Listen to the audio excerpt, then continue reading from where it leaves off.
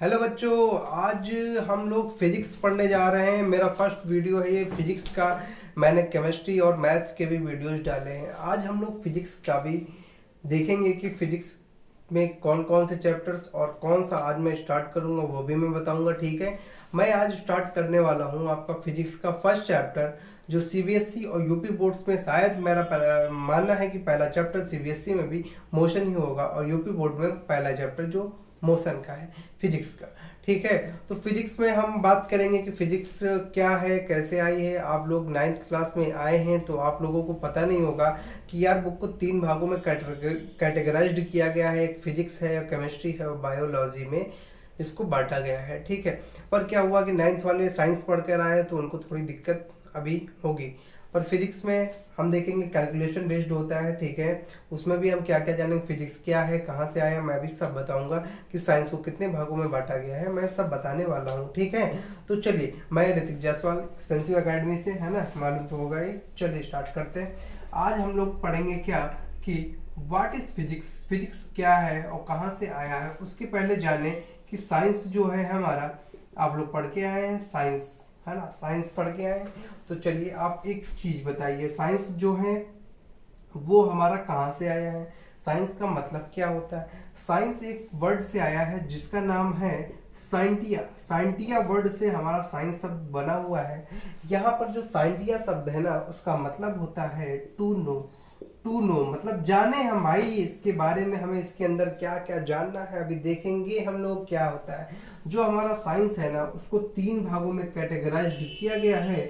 जैसे पहला हमारा जो है फिजिक्स, जो आज हम पढ़ने वाले हैं, और केमिस्ट्री के रिलेटेड वीडियोस मैंने डाले ही हैं। और बायोलॉजी को तीसरे भाग में इसको डिवाइड किया गया है। ठीक है, फिजिक्स, केमिस्ट्री, बायोलॉजी 3 भागों में साइंस को हमारे बांटा गया है। और ये साइंस जो है हमारा एक साइंटिया वर्ड से आया है जिसका मतलब टू नो होता है।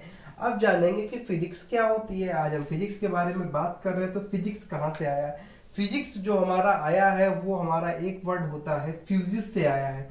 फ्यूजिस, फ्यूजिस का भी आप मतलब पूछेंगे कि ये ग्रीक वर्ड से हमारा आया हुआ है। ठीक है, फिजिक्स और फिजिक्स इसका मतलब क्या होगा, फ्यूजिस का मतलब क्या होगा, उसके बारे में बताते हैं। ठीक है, फिजिक्स हमारा फ्यूजिस से आया है। यहाँ पर फ्यूजिस का मतलब है एक नेचर से लिया गया है। फ्यूजिस का मतलब एक नेचर से माना गया है, किसी नेचर से एक फिजिक्स का वर्ड जो है डिराइव्ड किया गया है। ठीक है, यहाँ साइंटिफिक का मतलब टू नो होता है, फिजिक्स, फिजिक्स आया फ्यूजिस से जिसका मतलब नेचर होता है। ठीक है, चलिए अब हम लोग इसको नोट कर लीजिए।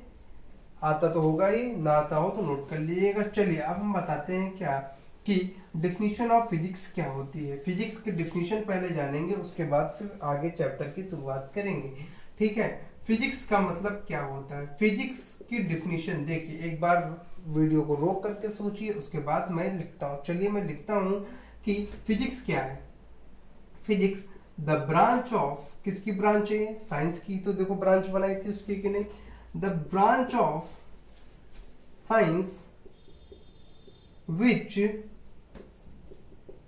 deals with the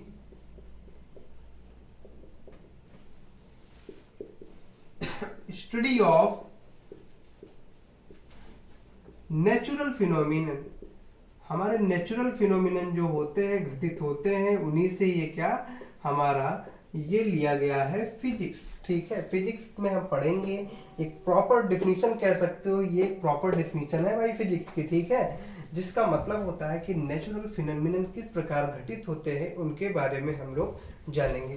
ठीक है, चलिए अब मैं एग्जांपल चलिए बता देता हूँ आप लोगों को, उससे और अच्छे से आप लोगों को समझ में आएगा। जैसे इसका एग्जांपल बता दूं मैं, जैसे क्या, जैसे आप देखे होंगे कि revolution of the revolution of the planet. Planet का रेवोल्यूशन क्या मतलब हुआ कि जैसे हम देखते हैं क्या होता है, तो सभी प्लैनेट्स देखे होंगे ऐसे ही अपनी एक चारों ओर की दिशाओं में क्या करते हैं, एक ही राउंड से देखो घूमा करते हैं। तो मतलब उसी को बताया गया है कि उसको, उसमें फिजिक्स भी लगी है। ठीक है, उसमें भी हमारा क्या लगा हुआ है, फिजिक्स लगी हुई है। ठीक है, इतनी बात क्लियर हुई। और क्या हुआ, और जैसे हम दूसरा एग्जांपल इसका देखें क्या, दूसरा एग्जांपल इसका देखते हैं, मूवमेंट ऑफ किसका मूवमेंट, वाइंड, हवा का घूमना, या फिर कह सकते हो हवा का बहना भी हमारा फिजिक्स में आता है कि किस प्रकार हम इसको फिजिक्स में, देखो हवा चलती है उसकी भी स्पीड हम लोग क्या करते हैं, मेजर करते हैं, है कि नहीं, मेजर करते हैं ना। तो वही बातें यहाँ पर हमें करनी है, ठीक है। और एग्जांपल जैसे लेना चाहो और कुछ सोचो, जैसे और जैसे सोच लिया जाए क्या, जैसे और एग्जांपल इसका ले लेता हूँ। जैसे तीसरा एग्जांपल मैं बताऊं कि फ्लो ऑफ करंट, करंट का फ्लो होना भी हमारा क्या होता है, उसमें भी फिजिक्स लगती है। करंट कैसे फ्लो हो रही, मोटा तार है पतला तार है, उसमें भी हम लोग देखेंगे, ठीक है। एग्जांपल्स इसके, इनसे आप लोगों को डेफिनेशन और प्रॉपर वे में क्या होगी, याद होगी। मैंने वाइंड से भी ले लिया, प्लानट से भी ले लिया, एक अपने डेली लाइफ का भी मैंने यूज ले लिया, ठीक है। यही सब चीजें क्या होती है, हमारी फिजिक्स में होती है, ठीक है। फिजिक्स में इतनी बातें हुई क्लियर, ठीक है। फिजिक्स में पहले हम मोशन चैप्टर पढ़ेंगे, और उसके पहले हम लोगों ने देखा क्या कि मतलब फिजिक्स से भी डेफिनेशंस क्लियर हुई, और भी मतलब बेस्ड टॉपिक पहले हम पढ़ेंगे, उसके बाद मोशन पर जाएंगे। डायरेक्टली मोशन पर गया मैं अगर चैप्टर पर, तो आप लोगों को कुछ समझ नहीं आएगा, तो उससे पहले जानो, ठीक है। इतनी बात क्लियर हुई, इसको नोट कर लिया भी होगा, ठीक है। चलिए हम आगे बढ़ते हैं। आगे क्या बढ़ते हैं कि अब छोटी सी एक बात करते हैं कि फिजिक्स में हमारा जो है यूनिट का बहुत बड़ा महत्व है। यूनिट क्या होती है, यूनिट से कहने का मतलब कि कोई चीज है ऐसे दे दी जाए, कहा जाए कि भाई जाओ एक पटरी उठा ला जाके, है ना, तो तुम क्या करोगे, 50 मीटर की पटरी उठा लाओगे, नहीं। तो अगर लेंथ हमारे पास, या फिर कह सकते हो उसकी कोई यूनिट नहीं दी हुई है, तब तक हम कुछ नहीं संभवतः हम कुछ भी नहीं कर सकते यार। कहते कि भाई 1 मीटर रोड बनाना है, अब बिना मीटर लगा कर दे एक रोड बना डालो, अब वो रोड कितनी लंबी होगी, कितना खर्चा आएगा, कुछ अंदाजा नहीं निकाल सकते हो ना। तो इसीलिए यूनिट का बहुत बड़ा महत्व होता है। अब जैसे कोई स्केल हमें स्कूल ले जानी है, एक स्केल 15 सेंटीमीटर ले जाते हो, कहते बेटा कल स्केल लाना, मैम कहते हो तुम स्केल लेके पहुंच गए कितनी 50 मीटर की, तो फिर वो गलत हो जाएगा ना, ठीक है। तो उसीलिए हमारे जीवन में कह सकते हो यूनिट का बहुत बड़ा महत्व है। दैनिक जीवन में हमारे यूनिट का बहुत बड़ा महत्व होता है। यूनिट क्या होती है, यूनिट का मतलब ऐसी क्वांटिटी, या कह सकते हो ऐसी चीज जो मेजर्ड में, जैसे मीटर, जैसे देखो कहीं लिखा होता है 6 मीटर, 2 मीटर 1 मीटर, ये सब हमारी यूनिट, 2 सेंटीमीटर, 3 सेंटीमीटर, ठीक है। या फिर लिख सकते हो 2 किलोमीटर, ठीक है। यही सब हमारी क्या होती है, यूनिट्स होती है। ये जो केएम लगा, सीएम लगा, शॉर्ट फॉर्म्स होती है, ठीक है, मीटर की। इसी तरह हम लोग मीटर्स को क्या करते हैं, लिखते हैं, ठीक है। इतनी बात क्लियर। चलिए अब देखते क्या है कि क्वांटिटी क्या होती है, क्वांटिटी के बारे में यूनिट क्लियर हुई। अब चलिए क्वांटिटी के बारे में जानते हैं। क्वांटिटीज, फिजिकल क्वांटिटीज हमारी कुछ होती है, वो क्या होती है उनके बारे में जानेंगे। फिजिकल क्वांटिटीज हेडिंग डालेंगे, फिजिकल क्वांटिटी। अभी मैं बेस्ड पढ़ा रहा हूँ, अभी चैप्टर पे नहीं आया हूँ, ठीक है। फिजिकल क्वांटिटीज क्या होती है, all the quantity, the quantities, या फिर कह सकते हो the quantities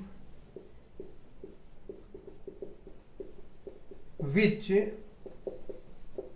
can be measured, ऐसी क्वांटिटीज जिसको हम क्या कर पाए, मेजर कर पाए, जिसको हम माप पाए, ठीक है, उसी को हम क्या कहते हैं, उसी को हम फिजिकल क्वांटिटीज का नाम देते हैं, ठीक है। फिजिकल क्वांटिटीज में क्या होता है कुछ भी ले लो, लेंथ हो गई, यही सब चीजें, लेंथ, मास, यही सब चीजें, जो भी एग्जांपल माइंड में आए भैया लिखते चले जाओ, वही इसका क्या फिजिकल क्वांटिटीज का एग्जांपल होता है। फिजिकल क्वांटिटीज को भी 2 भागों में बांटा गया है ना, 8th में पढ़ाया गया होगा, सोचो एक बार जरा क्या हो सकता है। फिजिकल क्वांटिटीज को 2 भागों में बांटा गया है, वो 2 भाग कौन कौन से हैं। पहली बात करते हैं कि स्केलर क्वांटिटी की बात किया जाए। स्केलर क्वांटिटी क्या होती है ना। दूसरी याद करो कौन सी रही होगी, दूसरी हमारी रही कौन सी, बताओ, वेक्टर रही, वेक्टर क्वांटिटी हमारी होगी, ठीक है। वेक्टर क्वांटिटी के बारे में जाने। अब स्केलर क्वांटिटी क्या होती, ऐसी क्वांटिटी जिसका मैग्नीट्यूड हो लेकिन डायरेक्शन ना हो। अब मैग्नीट्यूड क्या होता है वो भी देखो पहले डिफिनीशन लिख लेते हैं। The quantities which have only magnitude, ऐसी क्वांटिटी जिसका क्या हो, सिर्फ मैग्नीट्यूड ही हो, वही हमारी क्या कहलाती है, वही हमारी ये कह सकते हो कि स्केलर क्वांटिटी कहलाती है। ठीक है, तो स्केलर क्वांटिटी में मैग्नीट्यूड का क्या महत्व है। जैसे मैंने 2 सेंटीमीटर की स्केल ले लिया, इसको किसी भी डायरेक्शन में रख दिया, क्या हमें मालूम है इसमें कौन सी डायरेक्शन में रखी, ये मैंने कहीं स्केल लिया उसको ऐसे ही रख दिया, क्या वो जानते हो कौन सी डायरेक्शन में ये रखी हुई है, नहीं जानते हो। इसलिए इसका कहेंगे सिर्फ हमें क्या दिया हुआ है, यूनिट सिर्फ मैग्नीट्यूड हमें दी हुई है कि ये 2 सेंटीमीटर की स्केल है, वो एक डायरेक्शन में, किस डायरेक्शन में रखी, कोई निश्चित डायरेक्शन उसकी नहीं है। ठीक है, चलिए इतनी बात क्लियर। अब मैं बात करता हूँ इसके एग्जाम्पल की। एग्जाम्पल में क्या ले ले, एग्जाम्पल में जैसे ले लो लेंथ ले लो। ठीक है, यही सब और सोच के लिख लेना यार, पढ़ चुके हो क्लास 8 में स्केलर क्वांटिटी क्या होती है। ठीक है, अब बात करते हैं वेक्टर क्वांटिटी। वेक्टर क्वांटिटी क्या होती है, वेक्टर क्वांटिटी का मतलब ऐसी क्वांटिटी जिसको हम लोग, ऐसी क्वांटिटी जिसकी हम लोग क्या डायरेक्शन भी दिया हो हमारे पास और उसका क्या हो मैग्नीट्यूड भी हो। जैसे मानो एक स्केल की बात ले लेता हूँ, स्केल की बात ना करके चलो कोई दूसरी बात करता हूँ। दूसरी बात कौन सी करे, माना कोई कैरम बोर्ड ही मान लो। ठीक, कैरम बोर्ड है, अब यह कैरम बोर्ड रखा है, खेल रहे हो दो लोग का है, 4 लोग खेलते, पर 2 ही लोग खेल लो अभी ना, सस्ते में निपट जाओगे। तो देखो 2 लोग खेल रहे हो, एक लोगों ने गिट्टी यहाँ रखी, उन्होंने कहा भैया यहाँ से मारो एकदम यहाँ जाएगा, है ना। तो तुम्हें क्या है, ये गेस है कि भाई इतना ही इस डायरेक्शन में मारेंगे तभी जाएगी। 2 मीटर की दूर या फिर कह सकते हो 5 सेंटीमीटर की दूरी पर रखी, उसको ऐसे मारा और डायरेक्ट कहाँ जाएगी, उस होल में चली जाएगी। तो इससे क्या क्लियर होता है कि हमें डायरेक्शन मालूम है, इसी से हम लोग पता कर सकते हो या फिर कह सकते हो मैंने तुम्हें एक समझने का नजरिया दिया है। ठीक है, यही सब बातें यहाँ पर वेक्टर क्वांटिटी में, इसी में लिख लोगे, यही डिफिनेशन नेम लिखो, the quantities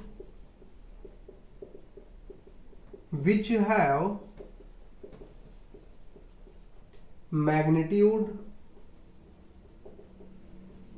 and direction both, ऐसी क्वांटिटी जिनका मैग्नीट्यूड और डायरेक्शन हो वही हमारी वेक्टर क्वांटिटी कहलाती है। चलिए इतनी चीजें लिख लीजिए और फिर मैं वास करता हूँ। अच्छा, मैं आप लोग पॉइंट करके नोट कर लीजिएगा। ठीक है, चलिए इतनी बात क्लियर।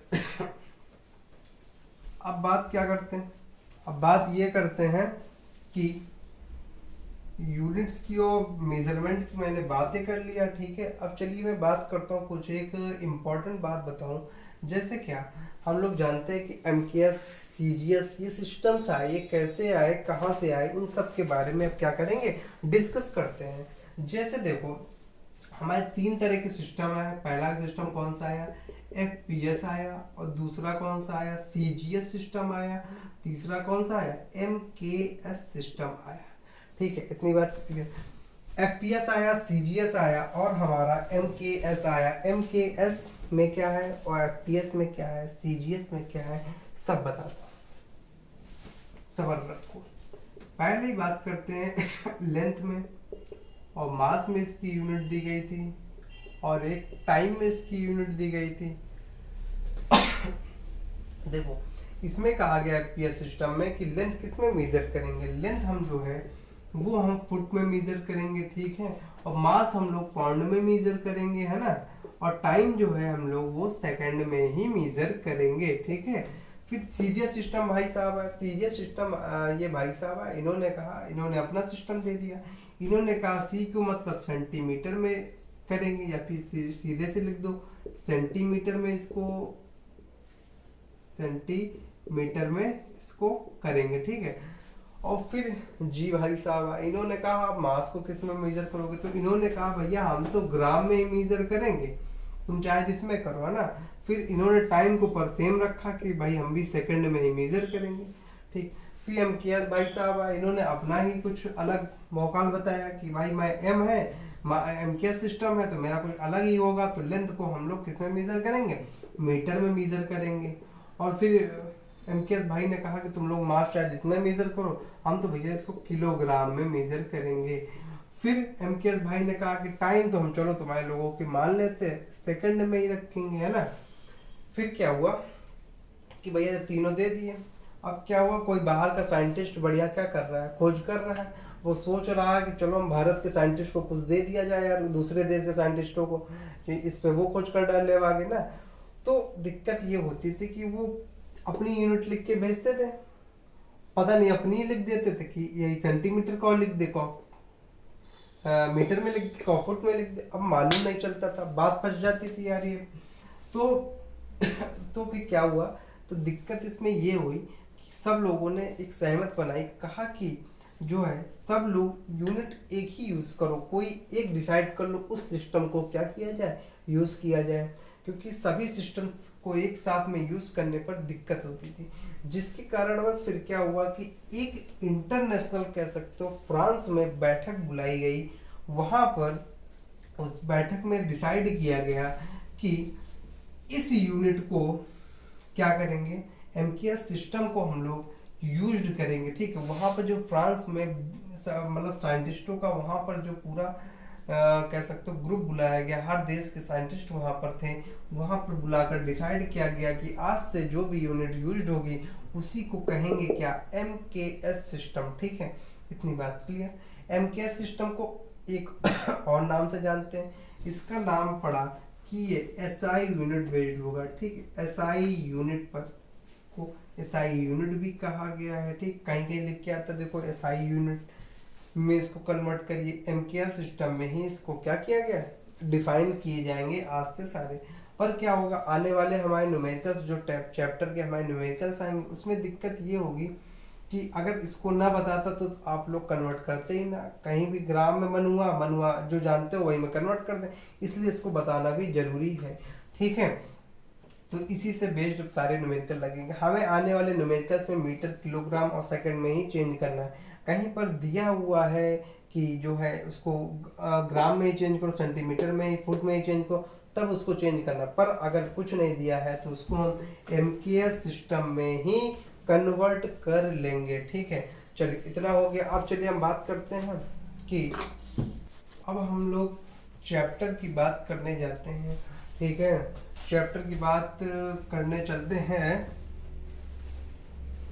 चैप्टर का नाम है मोशन।